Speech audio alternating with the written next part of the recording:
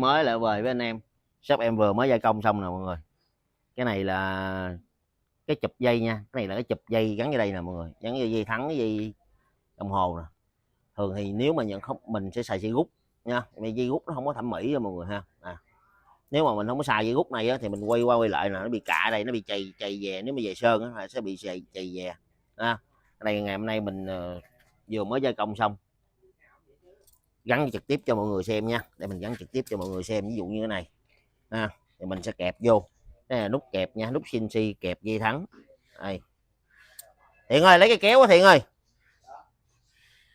đây mình kẹp đây mình sẽ sử dụng không xài dây gút đó, mình kẹp rất là thẩm mỹ nha, rất là thẩm mỹ nha.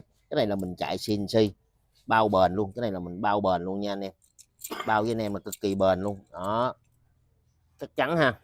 Thì một bộ vậy á, mình có thể sử dụng được hai cái hoặc là ba cái, hai cái, một cái đây hoặc là cái trên đây đều ok hết như kẹp đây nè đó em đây nè, đây kẹp ở đây, kẹp gọn đây nè, đây là quay lại em quay đây nè, rất là gọn nha, cái này là rất là gọn luôn đó. Đây làm đây nè, mình kẹp đây rồi qua đây xuống đây quay cho mọi người xem nha. Cái này mình cắt ra, cái này gắn vô mình nó thẩm mỹ, mình cắt ra đó. Nó sinh biên mà nó bao bền, lúc này là bao cực kỳ bền luôn, không bao giờ hư được. Mình chạy CNC là không bao giờ hư được nha mọi người, không bao giờ hư được, rất là gọn nè. Ốc thì mình cũng sử dụng ốc là ốc inox nên không có xét được, nên anh em yên tâm đó.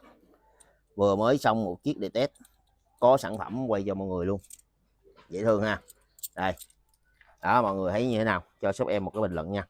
Ok anh em ha, mới lại về với anh em, shop em vừa mới gia công xong nè mọi người. Cái này là cái chụp dây nha, cái này là cái chụp dây gắn ở đây nè mọi người, gắn dây thắng, cái dây đồng hồ nè. Thường thì nếu mà nhận không mình sẽ xài dây gút nha, vì dây gút nó không có thẩm mỹ cho mọi người ha. Nếu mà mình không có xài dây gút này á, thì mình quay qua quay lại là nó bị cạ đây, nó bị chày chày về, nếu mà về sơn á sẽ bị chày chày về.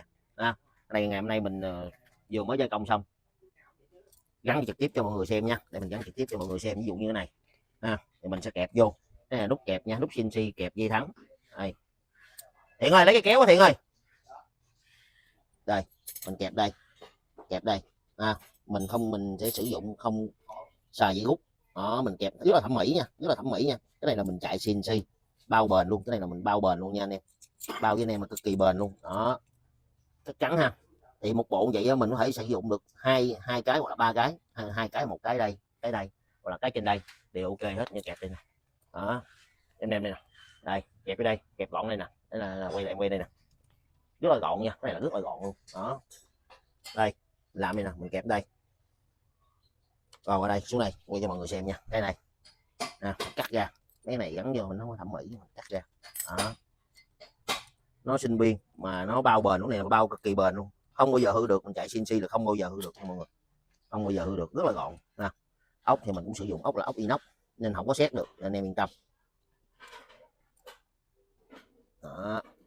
Vừa mới xong một chiếc để test, có sản phẩm quay cho mọi người luôn, dễ thương ha. Đây đó, mọi người thấy như thế nào, cho shop em một cái bình luận nha. Ok anh em ha.